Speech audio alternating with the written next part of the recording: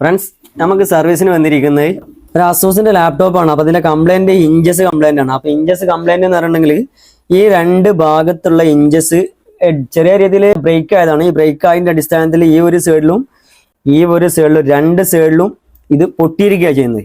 Common ആയിട്ട് complaint വരാനുള്ള reason എന്ന് പറഞ്ഞിട്ടുണ്ടെങ്കിൽ വേറൊരു ഇഞ്ചസാണ് കാണിക്കുന്നത്. ഇഞ്ചസ് നോക്കുന്ന സമയത്ത് നമുക്ക് മനസ്സിലാവും ഇതെങ്ങനെ അത് കംപ്ലൈന്റ് ആണെന്ന്. ഇത് കണ്ടില്ലേ, ഈ 4 വീലാണ് കാണുന്നത്. ഈ 4 വീല് ഒരുമിച്ചിട്ട് കറങ്ങിക്കണം.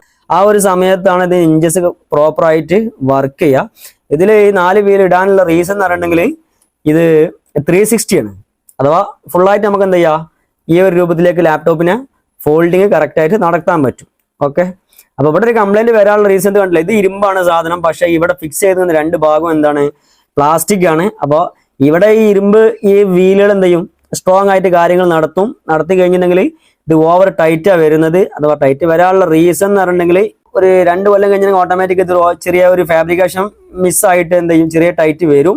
അതിനോട് കൂടി തന്നെ എന്താ സംഭവിക്കുക, പിന്നെ ഡസ്റ്റ്, ചെറിയ രീതിയിൽ ഈർപ്പം ഇത് വന്നു കഴിഞ്ഞാൽ എന്താ സംഭവിക്കുക എന്ന് പറഞ്ഞിട്ടുണ്ടെങ്കിൽ ഇതിന്റെ വർക്കിംഗ് എന്ത് ചെയ്യും, ഹാർഡാവും. അങ്ങനെ ഇത് കുറെ കാലം കഴിയുന്ന സമയത്ത് ഇത് ബ്രേക്ക് ആണ് ചെയ്യുന്നത്, അത് സ്റ്റോപ്പ് ആയി കഴിയുന്ന സമയത്ത് എന്താ സംഭവിക്കുന്നത്, പ്ലാസ്റ്റിക്കിലാണ് ഇത് ഫിക്സ് ചെയ്തിരിക്കുന്നത്. ഇവിടെ അതേമാതിരി പ്ലാസ്റ്റിക് ഏതെങ്കിലും ഒരു സൈഡ് എന്ത് ചെയ്യും, പൊട്ടാൻ ചാൻസ് ഉണ്ട്. ആ പ്ലാസ്റ്റിക് ഇത് ഇതേമാതിരി വേറിട്ട് നിൽക്കാൻ സാധ്യതയുണ്ട്. അത് വേറിട്ട് നിൽക്കുന്ന സമയത്ത് നമ്മൾ ഈ ഒരു സമയം വരെ വെയിറ്റ് ചെയ്ത് നിന്നാൽ എന്താ സംഭവിക്കുക, ഈ ഒരു ലാപ്ടോപ്പിന് ഇവിടെ ഒരു ക്രാക്ക് വന്നിട്ടുണ്ട്, കണ്ടില്ലേ. ഇതേമാതിരി ഡിസ്പ്ലേ ഡാമേജ് ആവാനാണ് ചാൻസ്. പക്ഷെ ഇത് ടച്ച് ആയതുകൊണ്ട് മേലുള്ള ഗ്ലാസ് ആണെന്നാ തോന്നുന്നത്. അപ്പൊ നമ്മൾ എന്ത് ചെയ്യുക, ഇത് ഫിക്സ് ചെയ്യുന്ന ഈ ഗ്ലാസ് എല്ലാം നൈസായിട്ട് എടുത്തിട്ട് നമുക്ക് എന്ത് ചെയ്യുക, ഇത് ഫിക്സ് ചെയ്യുക. പക്ഷെ ഇത് സംഭവിക്കുന്നത് ഇങ്ങനെയാണ്. അപ്പോൾ നിങ്ങൾ എന്ത് ചെയ്യുക, ഇങ്ങനത്തെ രീതിയിലുള്ള ഒരു കംപ്ലൈന്റ് ഒക്കെ അങ്ങ് തുടങ്ങിക്കണി എന്നുണ്ടെങ്കിൽ വേഗം എന്തെങ്കിലും സർവീസ് കൊണ്ട് കാണിക്കുക. അതല്ല എന്നുണ്ടെങ്കിൽ നിങ്ങൾക്ക് തന്നെ എന്ത് ചെയ്യാൻ പറ്റും, ഒരു ഫിക്സ് ചെയ്യാനുള്ള മെത്തേഡ് നിങ്ങളെ കൈവുണ്ട് എന്നുണ്ടെങ്കിൽ നിങ്ങൾക്ക് ഫിക്സ് ചെയ്യാൻ പറ്റും.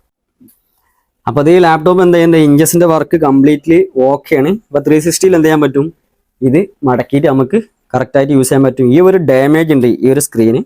അപ്പോൾ അത് സ്റ്റാർട്ടിങ്ങിലാണ് എന്നുണ്ടെങ്കിൽ ഇതിനൊന്നും കംപ്ലൈന്റ് ഇല്ലാതെ പക്കായിട്ട് നീറ്റായിട്ട് നമുക്ക് ഫിക്സ് ചെയ്യാനും പറ്റും. ഓക്കെ.